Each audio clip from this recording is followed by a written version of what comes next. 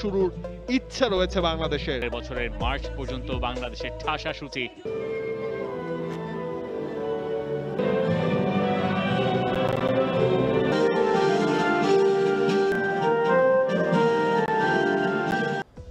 এই ম্যাচের match official ব্যস্ত আছেন এবং এই ছবি নাম্বার 1 গোলকিপিং পজিশনে আজকে যিনি থাকছেন তার ইন্টারন্যাশনাল নেপালের স্টার্টিং 11 কিরণ কুমার লিম্বু, গোলবারের নিচে আরেক ডিফেন্সের সুমন শ্রেষ্ঠা, দুই সেন্টার ব্যাক তপু বর্মন, তারিক কাজী। বাংলাদেশের স্টার্টিং সুজনের প্রথম ম্যাচ, অন্যদিকে কিরণ কুমার লিম্বুর।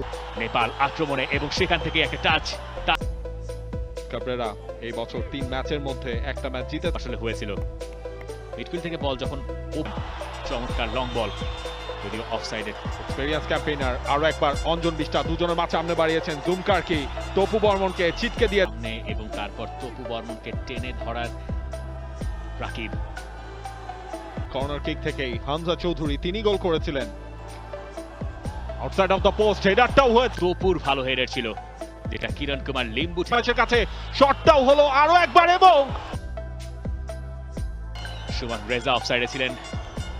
পা লাগিয়ে নেপাল আরো একবার আক্রমণে, তারা সেই একই জায়গা ধরে খানিকক্ষণ আগে ইলেকশন তিনি যে বলেছেন লেফট সাইড দিয়ে রাকিব পেনাল্টি এরিয়ার ভেতর ঢুকে পড়েছেন। পরিণত বাংলাদেশ করতে পারবে তার অনেক কিছু হয়তো আজকের এই ম্যাচে, যারা নিয়মিতই দেয়া নেয়া করেন।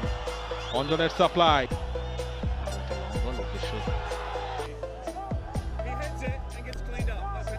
ভিয়েতনামের এগেইনস্টে, তবে এবার ক্লিয়ার করেছেন, ঢুকি নেয়নি নেপাল। রহমান যেহেতু ঠিক পেছন কিকের মতোই কাজ করেছিল। আমাদের corner Chiari one of the best goalkeeper হিসেবে ডান প্রান্ত দিয়ে রাকিবের আরেকটা। জামাল ভুইয়া নিচে কর্নার কিক নিয়েছেন। নেপালের সমর্থকদের ভেতরে উৎসাহ ভরাট, এই জায়গাটা ঠিক ততখানি ফাঁকা। ভিয়েতনামের এগেইনস্টে খেলবে অক্টোবরে ঘন্টা, তখন বাংলাদেশকে এই সেট পিস ডিফেন্ডিং এ খুব বেশি পেছনে মানিকমাল নাম্বার চমৎকার ডেলিভারি এবং তার দম ফ্রি। ঠিক এই জায়গায় দেখুন একেবারে ফ্রি এক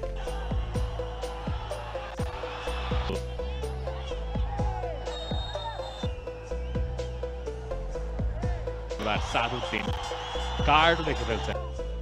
দেখা যাক বাংলাদেশ মানে শট মধ্যে লং থ্রো, কিরণ কুমার পুরোপুরি ক্লিয়ার করতে পারেননি। তপু চাপে ছিলেন, লাগছেন লিম্বু, জুমকারকে রেখেছেন নিজের কাছে, জুমকারকে শট, আমাদের ফ্রি কিক।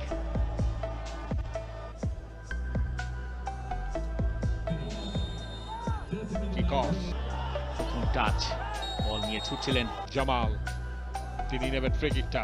ফ্রি কিকটা জামাল যেভাবে চেয়েছিলেন সেভাবে হয়নি, তারপরও সন্ধ্যের পর আপনার জায়গা মতো ছিলেন না, অ্যাট্রাক্ট করেছেন এবং তারপর একটা হলুদ কার্ড দেখতে সবাই রয়েছেন।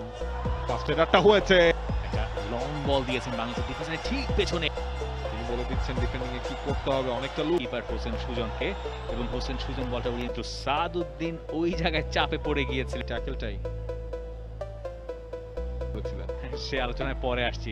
এই জায়গাতে হচ্ছে বাংলাদেশের থেকে আরেকজন স্থান নিচ্ছেন, নিয়ার পোস্টে টার্গেট করা হয়েছে। মানি কুমার ক্রস করেছেন, মানি সেখান থেকে আয়ুষ খালান তো নয়, জুমকার কি শট, জুমকার কি সেটাই আমরা দেখছিলাম কিছুক্ষণ আগে, যে স্পোর্ট থেকে যে কোনো কিছুই আরো বেশি সুন্দর। সুমনের ক্রস পেনাল্টি এরিয়ার ভেতর, হেড কিন্তু বক্সের বাইরে জটলা, তাদের শট ও ক্রস পার পোস্টে, লেফটে আরিফ চলে গেছেন তার ম্যাচে। আচ্ছা, গোল শূন্য ড্রতে শেষ